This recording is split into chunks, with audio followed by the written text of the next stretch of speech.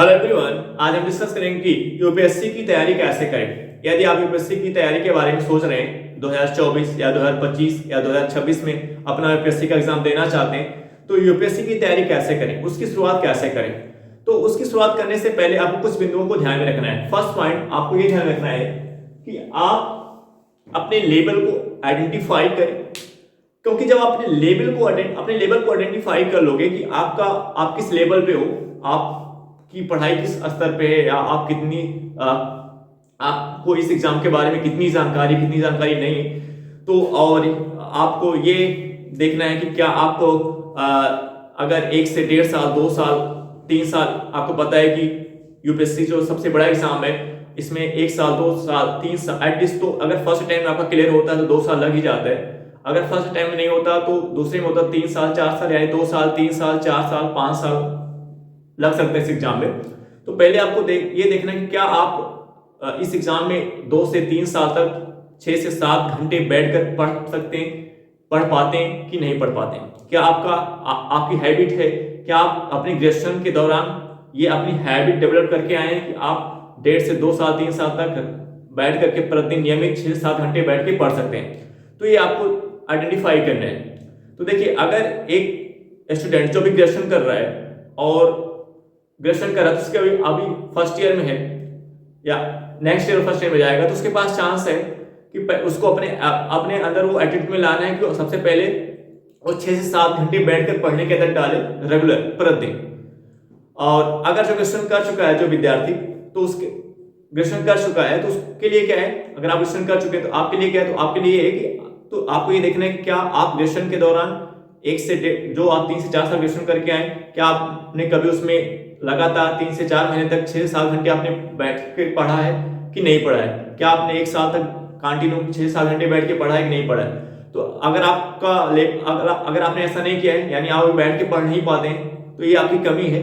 तो सबसे पहला काम आपको क्या करना पड़ेगा कि आपको 6 से 7 घंटे बैठकर पढ़ने की आदत डालनी पड़ेगी, क्योंकि आपको पता है कि इस एग्जाम में कम से कम तो 2 साल, अधिकतम 3-4 साल लग सकता है, 5 साल लग सकता है। तो ऐसे में आपको ये चेक करना है, अपने आप को आइडेंटिफाई करना, अपने आप को पहचानना है कि क्या आपको अगर 2 से 3 साल बैठ करके 6 से 7 घंटे नियमित अध्ययन करने के लिए कहा जाए, क्या आप कर सकते हैं। क्या आपके अंदर इतना पैशंस है, क्या आपके अंदर इतना धैर्य है कि 2 से 3 सालों में इस प्रिपरेशन के दौरान, इस तैयारी के दौरान 3 से 4 सालों में जो स्ट्रगल्स आपको फेस करने पड़ेंगे, जो प्रॉब्लम्स आपके सम्मुख आएंगी, जैसे आप कोई टॉपिक पढ़ रहे हो, आपको उसको समझने में दिक्कत आ रही है, तो क्या आप उसको लड़ करके, उससे जूझ करके आगे बढ़ सकते हो। क्या आपके अंदर वो जिद है कि कोई भी परिस्थिति आएगी, कोई भी प्रॉब्लम्स आएगी, आप उस सिचुएशन को हैंडल करके आप आगे बढ़ोगे, किसी भी परिस्थिति में बढ़ने का प्रयास करोगे। क्या आपके एटीट्यूड में ऐसा है। क्या आपने देखा कभी ग्रेजुएशन के दौरान आपके सम्मुख कुछ प्रॉब्लम्स आई और आप उस प्रॉब्लम को भी दरकिनार करते हुए आप अपनी कंटिन्यू मेहनत किए और उस मेहनत के माध्यम से आप आगे बढ़े, अपना ग्रेजुएशन अच्छे से कंप्लीट किया। क्या आपने ऐसा ग्रेजुएशन में किया, या आप नहीं किए, या कोई प्रॉब्लम्स आपके सम्मुख आते तो आप घबरा जाते हैं। तो ये सारी चीजें आपको चेक करना है, अपने आप को आइडेंटिफाई करना है कि क्या है, आपका लेवल क्या है। क्या आप 2 से 3 सालों तक बैठ करके इस एग्जाम की तैयारी 6-7 घंटे नियमित अध्ययन कर सकते हैं। अगर आपके अंदर है, अगर आपने ग्रेजुएशन के दौरान ऐसा किया है या अभी आप ग्रेजुएशन कर रहे हैं, तो आप अपने अंदर ये एटीट्यूड लाएं, अपने अंदर आदत डेवलप करें कि 6 से 7 घंटे बैठ के पढ़ने की आदत डालें। या अगर आप ग्रेजुएशन कर चुके हैं तो आपको इस एग्जाम के और लेवल में आगे बढ़ने से पहले आपको ये हैबिट डालनी है कि आप 6 से 7 घंटे बैठ करके पढ़ने की आदत विकसित करें। देखिए, 1 दिन ट्राई करें, 2 दिन ट्राई करें, 3 दिन ट्राई करें, 4 दिन 5 दिन, ऐसे छोटा छोटा टारगेट रखें। 2 घंटे बैठ के पढ़ने के अंदर डाले, 3 घंटे डाले, 4 घंटे डाले, 5, ऐसे धीरे धीरे अपना समय बढ़ाएं। यानी 1 महीने, 2 महीने, 3 महीने या 4 महीने समय ले लो। 3 से 4 महीने तक आपको अपने आप को इस तरीके से डेवलप कर लेना कि आपको अगर 1.5 से 2 साल 3 साल तक 6 से 7 घंटे बैठ के पढ़ना पड़ेगा रेगुलर, तो आप बैठ के पढ़ लोगे, ठीक है ना। तो ये आदत अपने अंदर आपको डेवलप करना है। ये क्वेश्चन आपको अपने आप से पूछना है, आप पूछो कि क्या आप ऐसा कर पाओगे।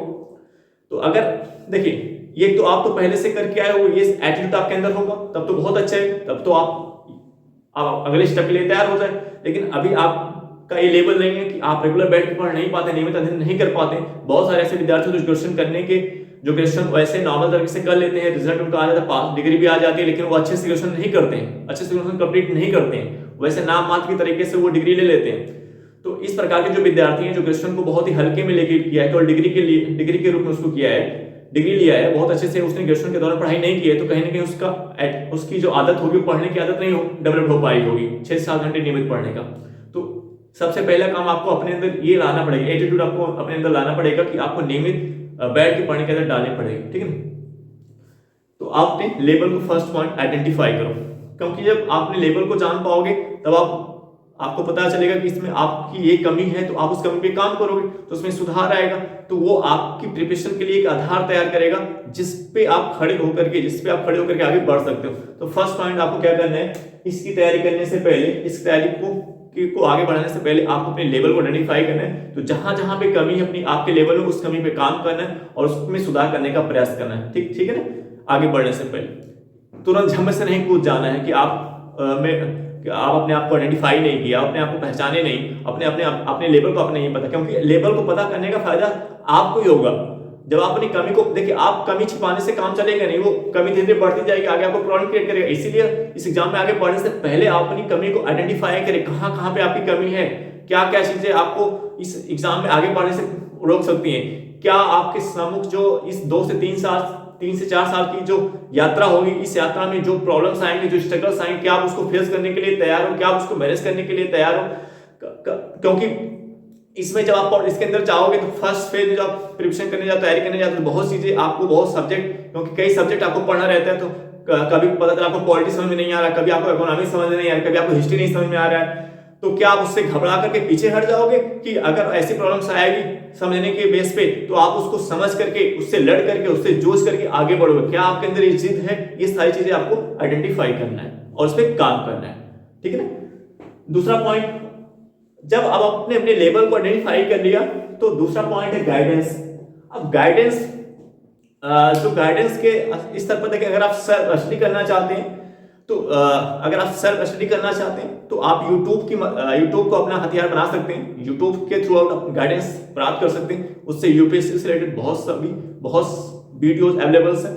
तो लेकिन उसको अपने तरीके से यूज करें, ज्यादा उतना ही टाइम उस पर देना जो आपकी नीड हो, जो आपकी जरूरत हो, ठीक है ना। ज्यादा से ज्यादा सेल्फ स्टडी अगर आप करने के बारे में सोच रहे हो तो खुद पे ज्यादा फोकस रहना है, और जो पढ़ने के दौरान जो प्रॉब्लम्स आ रही है आप उसको यूट्यूब की मदद से सॉल्व कर सकते हो, गूगल, यूट्यूब, ठीक है। तो अगर आप सेल्फ स्टडी करना चाहते हो तो आपके लिए जो गाइडेंस का काम करेगा आपका यूट्यूब करेगा। अगर आप कोचिंग ज्वाइन करना चाहते हो, तो दूसरा स्रोत आपका कोचिंग ज्वाइन करने का, तो अगर आप कोचिंग ज्वाइन करना चाहते हो तो आप कोचिंग ज्वाइन कर सकते हो। अगर आप कोचिंग ज्वाइन करोगे तो आपको ये भी ध्यान रखना है कि ये अगर आप कोचिंग ज्वाइन करो, इसका मतलब ये नहीं कि आप पूरा कोचिंग के ऊपर पे निर्भर हो जाओ। ये एटीट्यूड आपको डेवलप करना है कि कोचिंग ज्वाइन इसलिए आप कर रहे हो, ये आपको ध्यान रखना। आप कोचिंग इसलिए ज्वाइन कर रहे हो कि आप जो पढ़ोगे, जो बेसिक एनसीईआरटी बुक, जो स्टैंडर्ड बुक आप पढ़ोगे, उसको पढ़ने में जो प्रॉब्लम्स आएगी उसको दूर करने के लिए आपको एक व्यक्ति चाहिए, एक गाइडेंस आपको चाहिए। तो आप कोचिंग के थ्रू आउट उस प्रॉब्लम को अपनी सॉल्व कर सकते हो। आप कोचिंग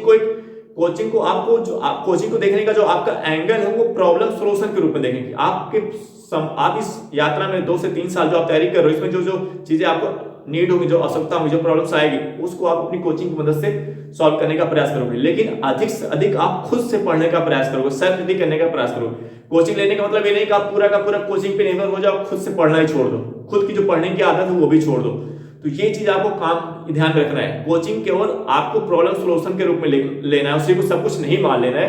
ज्यादा से ज्यादा आपको खुद से मेहनत करनी है, सेल्फ स्टडी करने का प्रयास करना है। देखिए, सेल्फ स्टडी अगर आप कोचिंग नहीं ले रहे हो तब भी सेल्फ स्टडी करना है, अगर आप कोचिंग ले रहे हो तब भी सेल्फ स्टडी करना है। सेल्फ स्टडी दोनों में कॉमन है, क्योंकि बिना सेल्फ स्टडी के आप इस एग्जाम में सक्सेस गेन नहीं कर सकते हो।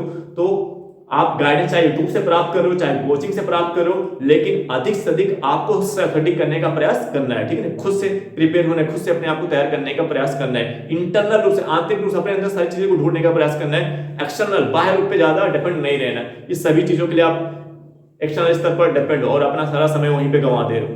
तो अधिकांश चीजों को अपनी इंटरनल, अपने आंतरिक स्तर पर ढूंढने का प्रयास करो, खुद से पढ़ने का प्रयास करो, और उससे रिलेटेड जो प्रॉब्लम्स आ रही है अपनी कोचिंग की मदद से, अगर आपने कोचिंग ज्वाइन किया है तो कोचिंग की मदद से सॉल्व करें, या अगर आप सेल्फ स्टडी कर रहे हो, अपनी कोचिंग नहीं ज्वाइन किया तो यूट्यूब और गूगल की मदद से उस प्रॉब्लम को सॉल्व कर सकते हो, ठीक है ना।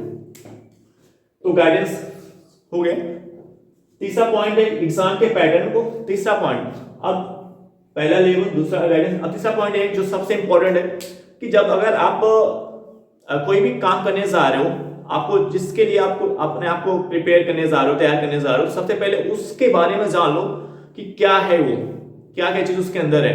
तो जो एग्जाम पैटर्न है इस यूपीएससी का, क्योंकि हर एक एग्जाम का अपना एक अलग अप्रोच होता है, उसकी अपनी एक डिमांड होती है, उसका अपना एक अलग परीक्षा पैटर्न होता है। आप जो जिस तरीके से आप ग्रेजुएशन में एग्जाम दे करके आए हो उस तरीके का एग्जाम वहां पर अपेक्षा मत करना कि उस तरीके का पेपर आएगा। दोनों में बहुत ही अंतर। ग्रेजुएशन में जो आप ग्रेजुएशन करके आते हो वहां पे जो पेपर जो क्वेश्चन पूछे जाते हैं उसका जो लेवल होता है और जो बेसिक एग्जाम का लेवल होगा उसमें बहुत ही डिफरेंस, बहुत ही अंतर होता है, बहुत ज्यादा अंतर होने वाला है। तो ये भी आपको इस तरीके से आपको अपने आप को तैयार रखना है कि वो जिस लेवल से आप एग्जाम दे करके अपने ग्रेजुएशन में आए हो, ग्रेजुएशन करके आए हो, उस लेवल का एग्जाम यहाँ पे होने वाला नहीं है। वो एग्जाम का जो लेवल होगा उससे डिफरेंट होगा, उससे अलग होगा। तो इसलिए उसके यूपीएससी के एग्जाम के पैटर्न को जानना बहुत ही आवश्यक है, प्री के स्तर पर, मेंस के स्तर पर और इंटरव्यू के स्तर पर। तो सबसे पहले आपको इस एग्जाम पैटर्न को समझना है। एग्जाम के पैटर्न को समझना, चाहे आपको 1 हफ्ते का समय लगे, चाहे 2 हफ्ते का समय लगे, चाहे 20 दिन का समय लगे, चाहे 1 महीने का समय लगे, चाहे 2 महीने का समय लगे, लेकिन सबसे पहले अधिक से अधिक समय आपको इस एग्जाम पैटर्न को समझने पे देना है। और देखिए, अगर एक बार आपने इसके एग्जाम पैटर्न को आपने अच्छे से समझ लिया तो समझ लीजिए कि 50% यूपीएससी वहीं आपका क्लियर हो गया। मेजर प्रॉब्लम जो आती है, जो जिसका ज्यादा समय लग जाता है इस एग्जाम में, वही कि एग्जाम पैटर्न कहीं ना कहीं वो हम एग्जाम के पैटर्न को अच्छे से समझ नहीं पाते हैं, उसकी अप्रोच को समझ नहीं पाते, उसकी डिमांड को समझ नहीं पाते, और हम परंपरागत तरीके से अपनी तैयारी करते रहते हैं, ट्रेडिशनल तरीके से अपनी तैयारी करते रहते हैं, जिस तरीके से ग्रेजुएशन करके आते हैं वो अप्रोच लगा के बैठे रहते हैं। लेकिन यहाँ पे इस एग्जाम को देने से पहले, बेसिक एग्जाम को देने से पहले इसके परीक्षा पैटर्न को, इससे एग्जाम पैटर्न को अच्छे से समझने का आपको प्रयास करना है, चाहे 15 दिन का समय लगे, चाहे 20 दिन का, चाहे 1 महीने का। और एक चीज आपको ये भी बता दें कि ये इसके एग्जाम के पैटर्न को आप जैसे 1 हफ्ते, 20 दिन, 1 महीने का समय देकर के आप समझने का प्रयास करोगे, लेकिन ये मत मानना कि सभी आप 1 ही महीने में इसके पूरे एग्जाम पैटर्न को समझ पाओगे। ये थोड़ा सा इसमें समय लगेगा। ये घबराना मत कि मतलब आप ये सोचो कि 1 ही महीने में सब समझ जाओगे, इस एग्जाम पैटर्न को सब जान जाओगे 1 महीने में, तो ये थोड़ा सा डिफिकल्ट काम है। जैसे से आप पढ़ते जाओगे, जैसे से आप अपनी सेल्फ जितना अधिक आप सेल्फ से खुद से पढ़ने का प्रयास करोगे, उतना ही आप इसके एग्जाम के अंदर जा पाओगे। इसका जो रहस्य है इस एग्जाम को पास करने का, इसका जो सीक्रेट, इसका जो रहस्य इस एग्जाम को पास करने का, रहस्य जो इस एग्जाम का पास करने का, वो आप जान पाओगे, उसको आप समझ पाओगे। इतना आप खुद से सेल्फ स्टडी करने का प्रयास करोगे, जितना आप इंटरनली, आंतरिक ऊपर पे डिपेंड रहोगे, एक्सटर्नल स्तर पर नहीं। मैं बार बार कह रहा हूं कि इस एग्जाम को अगर आप प्रथम प्रयास में पास करना चाहते हो, इंटरनली, आंतरिक, अंदर सब कुछ ढूंढने का प्रयास करो, खुद के अंदर की पावर, शक्ति को बाहर निकालने का प्रयास करो। वो कब निकलेगी बाहर? जब आप खुद से मेहनत करोगे, खुद से प्रयास करोगे, खुद से ज्यादा मेहनत करोगे। हमने बोला गाइडेंस आप लो, चाहे यूट्यूब की मदद से, चाहे कोचिंग की मदद से, लेकिन उतना ही जितना वहां जरूरत है। ये नहीं कि आपको पूरा उसी के ऊपर डिपेंड हो जाना है। तो खुद अपनी सेल्फ स्टडी वाली पावर बचा के रखना है, खुद पे ज्यादा डिपेंड रहना है। इंटरनल, आंतरिक स्तर पर ज्यादा डिपेंड रहो, एक्सटर्नल स्तर पर कम, ठीक है। तो एग्जाम के पैटर्न को आप एटलीस्ट कम से कम 1 महीने देके समझने का प्रयास करोगे, लेकिन ये 1 ही महीने में सब कुछ आपको समझ नहीं आ पाएगा। लेकिन आप मेहनत करते जाओगे तो जैसे जैसे 1 महीने, 2 महीने, 3 महीने, 4 महीने, 5 महीने, 6 महीने, 7 महीने आप आगे बढ़ते जाओगे, आप अपनी प्रिपरेशन करते जाओगे, तैयारी करते रहोगे, तो 1 साल जाते जाते अगर आप निरंतर कंटिन्यू 6 से 7 घंटे, 8 घंटे पढ़ रहे हैं, तो 1 साल तक जाते जाते बाद आप इस एग्जाम के पैटर्न को अच्छे से समझ पाएंगे, ठीक है ना। अब इसके एग्जाम पैटर्न को जान पाएंगे। ये मत समझना कि 1 ही महीने में आप सब कुछ जान पाओगे। आप अपनी प्रिपरेशन शुरू कर दोगे, आप एनसीईआरटी पढ़ना शुरू कर दोगे, एनसीईआरटी पढ़ना, स्टैंडर्ड बुक पढ़ना, प्रीवियस क्वेश्चन पेपर सॉल्व करना, ये चीजें आप साथ में रखोगे। इसके माध्यम से धीरे धीरे आप आगे बढ़ते जाओगे, तो आप इसके एग्जाम पैटर्न को भी समझते जाओगे। मेरा ये कहने, इसलिए मैं इस पॉइंट को स्ट्रेस कर रहा हूँ कि कहीं ना कहीं आपको लगेगा कि 1 ही महीने में आप सारी चीजें जान जाओगे, ऐसा नहीं है। एग्जाम पैटर्न समझने का मतलब नहीं कि सब 1 महीने में सब कुछ आप इस एग्जाम के बारे में जान जाओगे। एग्जाम पैटर्न, लेकिन कुछ एक महीने का थोड़ा समय दोगे तो आपको कुछ आइडिया लग जाएगा, कुछ 10%, 20% आपको पता हो जाएगा। अब उस 20% को आपको 80%, 90%, 100% में कन्वर्ट करना है, तो धीरे धीरे आप मेहनत करते जाओगे, वो चीज आप आगे बढ़ते जाओगे, आप समझते जाओगे। तो अब अगला पॉइंट कि इस एग्जाम के पैटर्न को कैसे समझोगे, तो इस एग्जाम के पैटर्न को समझने के 3 पॉइंट है। एक तो सिलेबस है, सिलेबस, दूसरा एंगल है प्रीवियस ईयर क्वेश्चन पेपर, तीसरा है आपकी हार्डवर्क, आपका मेहनत। 3 एंगल है, 3 पॉइंट है जो आप, जिसकी मदद से आप इस एग्जाम के पैटर्न को समझ पाओगे। एक तो आपकी मेहनत, पहले शर्त के आपको मेहनत करना है। दूसरा पॉइंट सिलेबस, एग्जाम के सिलेबस को समझना है, और इसके प्रीवियस ईयर क्वेश्चन पेपर का एनालिसिस करना है, इसको सॉल्व करना है। ये 3 पॉइंट आपकी hard work, syllabus, previous year question, 3 point है जो आपको इस एग्जाम के पैटर्न को समझने में मदद करेंगे। तो सिलेबस, जैसे आप कोई भी बुक सेलेक्ट कर रहे हैं एनसीईआरटी, या कोई भी एनसीईआरटी बुक आपने लिया मार्केट से, स्टैंडर्ड बुक आपने खरीदा, तो आप सिलेबस रखें, देखें आपके सिलेबस में क्या है। अब जैसे आपकी सिलेबस में प्रेसिडेंट का टॉपिक है, राष्ट्रपति का टॉपिक है, हड़प्पा सभ्यता का टॉपिक है, तो आप हड़प्पा सभ्यता को 1, 2 रीडिंग, 3 रीडिंग करें। 3 रीडिंग करने के बाद फिर आप क्या करें, सिलेबस की मदद से आपने टॉपिक को पता कि आपके सिलेबस में कौन सा टॉपिक है। अब आफ्टर दैट आपको क्या करना है, प्रीवियस क्वेश्चन। अब जब आपने सिलेबस की मदद से टॉपिक को पढ़ लिया, तो टॉपिक को पढ़ने के बाद 2-3 रीडिंग करने के बाद आपको क्या करना है, प्रीवियस क्वेश्चन पेपर सॉल्व करना है। तो ये जब आप प्रीवियस क्वेश्चन पेपर सॉल्व करोगे, तब आप ये जान पाओगे कि अभी आपने जो बुक पढ़ा उसमें अभी क्या आपकी कमी है, क्या आप उस अप्रोच से पढ़ पा रहे हो, नहीं पढ़ रहे हो। तो वो अप्रोच आपके अंदर डेवलप होगा, यूपीएससी का अप्रोच आपके अंदर डेवलप होगा कि यूपीएससी किस अप्रोच से क्वेश्चंस पूछती है। तो previous year question paper syllabus की मदद से आप टॉपिक को जान पाओगे बुक के, और प्रीवियस ईयर क्वेश्चन पेपर की मदद से आप बुक के पढ़ने के तरीके को सीख पाओगे। सिलेबस की मदद से आप ये जान पाओगे आपके यूपीएससी के सिलेबस में क्या रखा गया है, और प्रीवियस ईयर क्वेश्चन की मदद से आप ये जान पाओगे कि आपको बुक को किस अप्रोच से पढ़ना है, किस एंगल से पढ़ना है, उसमें से कैसे कैसे कंटेंट निकालें, कौन से कंटेंट आपके लिए यूजफुल है, कौन से यूजफुल नहीं है। तो प्रीवियस ईयर क्वेश्चन पेपर आपको बुक के पढ़ने के तरीकों को सिखाएगा, ठीक है। तो दोनों का अपना अलग अलग रोल है। तो ये दोनों पॉइंट आपको एग्जाम के पैटर्न में होती है, आपका हार्डवर्क आपके एग्जाम के पैटर्न समझने में मदद करेगा। और अभी हमने आपको कहा कि एक ही महीने में आप पूरा नहीं समझ पाओगे, क्योंकि जब आप एनसीईआरटी पढ़ोगे, बुक पढ़ोगे, previous year question paper solve करोगे, सिलेबस देखोगे, तो एक महीने में सब कुछ नहीं हो जाएगा। धीरे धीरे आप आगे बढ़ोगे। इसमें बहुत 6 से 7 सब्जेक्ट पढ़ने पड़ते हैं, तो 6-7 सब्जेक्ट आप एक महीने पूरा थोड़ी पढ़ लोगे, सब एक महीने में खत्म हो जाएगा। तो पूरा सिलेबस खत्म करने में एटलीस्ट कम से कम 1.5 साल लग जाता है।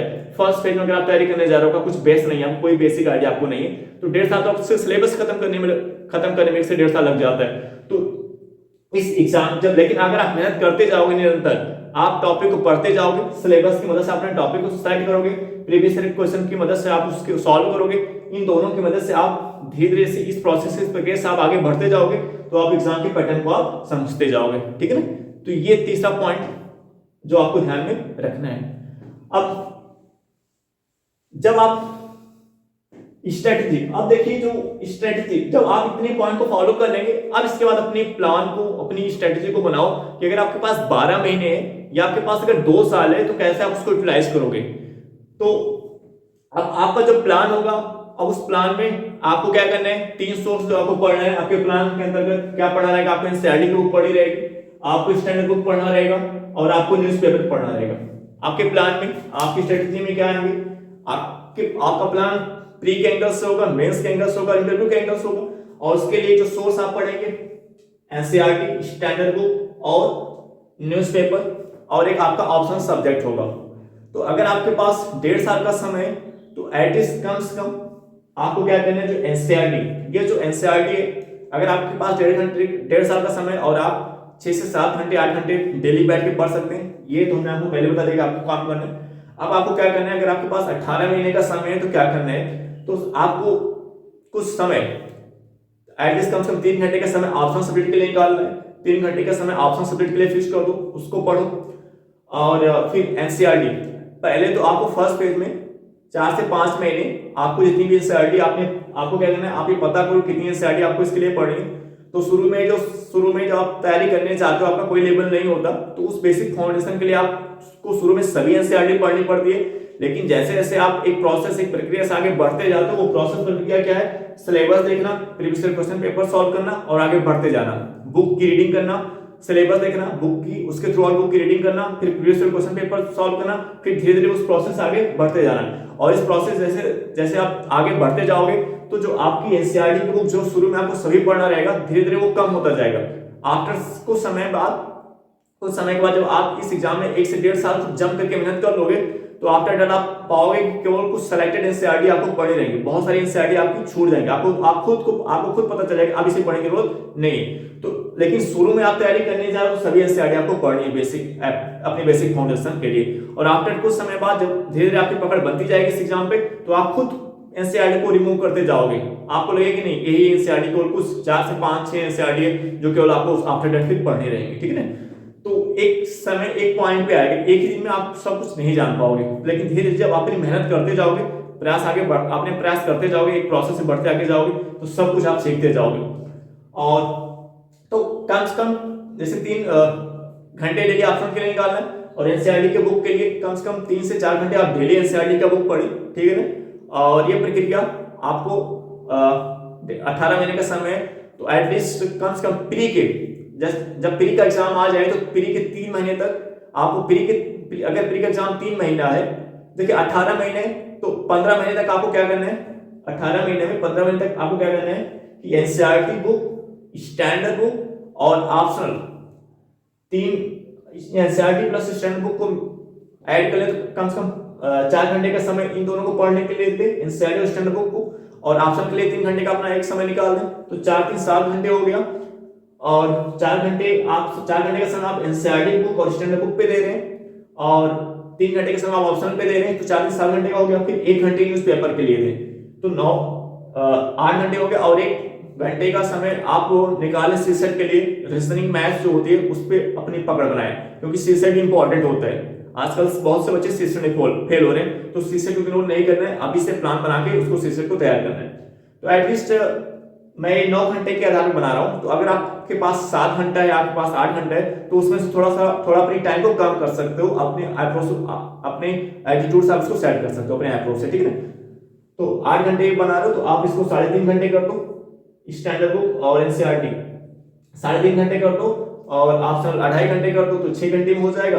फिर 1 घंटे न्यूज़पेपर के लिए हो जाएगा 7 घंटे, और 1 घंटे सीसेट में रीजनिंग मैथ के लिए 8 घंटे हो जाएगा। तो टाइम आपके पास हो गया 10 घंटे होगा, हो सकता है आपके पास 6 घंटे हो, तो आपने टाइम के अनुसार से वो आगे पीछे कर सकते हो।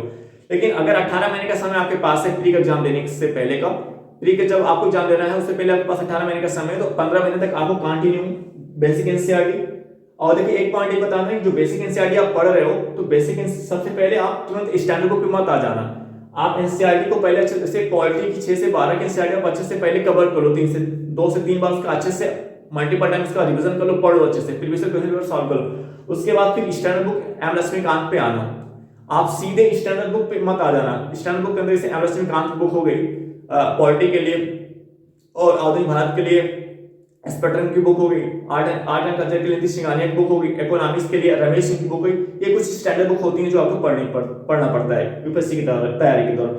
लेकिन इस स्टैंडर्ड बुक पे सीधे आपको नहीं आ जाना है। ये क्या रणनीति आपको अपनी स्ट्रेटजी में क्या फॉलो करना है कि सीधे आप स्टैंडर्ड बुक पे ना आ जाएं। सबसे पहले अपनी बेसिक एनसीईआरटी को अच्छे से कवर करें, 2 से 3 रीडिंग उसको अच्छे से कवर करें, प्रीवियस क्वेश्चन पेपर सॉल्व करें। आफ्टर दैट तब आप स्टैंडर्ड बुक पे आए, ठीक है। क्योंकि अगर आप सीधे स्टैंडर्ड बुक पे आ जाओगे तो स्टैंडर्ड बुक आपको समझ में नहीं आएगा। तो फर्स्ट फेज में आपको पहले एनसीईआरटी को अच्छे से कवर करना है। तो आपकी strategy NCERT, standard book, optional subject, और जो न्यूज़पेपर है, और जो सीसेट के लिए आपको मैथ और रीजनिंग पढ़ना है, उसके अकॉर्डिंग आपका जो टाइम है आपके पास 8 घंटे का 7 घंटे का, उस अपने अप्रोच से आप उसको डिवाइड कर लो। तो इस स्ट्रेटजी में आपको क्या ध्यान रखना है कि जो एनसीईआरटी, जो स्टैंडर्ड बुक जो आपको पढ़ना है वो सबसे पहले आप एनसीईआरटी को अच्छे से कवर कर लें, तब उससे संबंधित स्टैंडर्ड बुक पे आए। फॉर एग्जांपल जैसे आप पॉलिटी 6 से 12 तक की पॉलिटी एनसीईआरटी आप कवर कर लें, आफ्टर दैट आप फिर उसकी एम लक्ष्मीकांत की बुक को पढ़ें। तब आप इसका फायदा ये होगा, तब आप एम लक्ष्मीकांत की बुक को अच्छे से समझ पाएंगे, उसके कीवर्ड को जान पाएंगे, और फिर आप आगे बढ़ पाओगे, ठीक है। और न्यूज़पेपर, देखिए न्यूज़पेपर में कुछ जब आप शुरू में पढ़ेंगे आपको जैसे देखिए, जब सबसे पहले जब आप तैयारी शुरू करते हो तो प्रॉब्लम बहुत आती है, चीजें समझ में नहीं आती, वो नहीं आती, यही 1 से 1.5 साल प्रॉब्लम आती है। लेकिन जब आप ईमानदारी से, हमने आपको बताया कि आपको थोड़ा सा आपको अपने अंदर जिद पालना है, और हमने आपको बताया कि आप अपने लेवल में देखें कि क्या आपके एटीट्यूड में ये है कि आपके सम्मुख कोई प्रॉब्लम होती है और आप उस प्रॉब्लम अपनी मेहनत के माध्यम से उस प्रॉब्लम को सॉल्व कर सकते हो, आगे बढ़ सकते हो। ये एटीट्यूड आपको अपने अंदर लाना पड़ेगा। जैसे आप कोई भी एनसीईआरटी, कोई भी बेसिक बुक, स्टैंडर्ड बुक पढ़ रहे हो, तो अधिकांश बच्चे 80% बच्चे यहीं फेल हो जाते हैं, 75 से 80% बच्चे यहीं धराशायी हो जाते हैं। क्योंकि यूपीएससी के एग्जाम में जो पहला चरण होता है बहुत ही डिफिकल्ट होता है।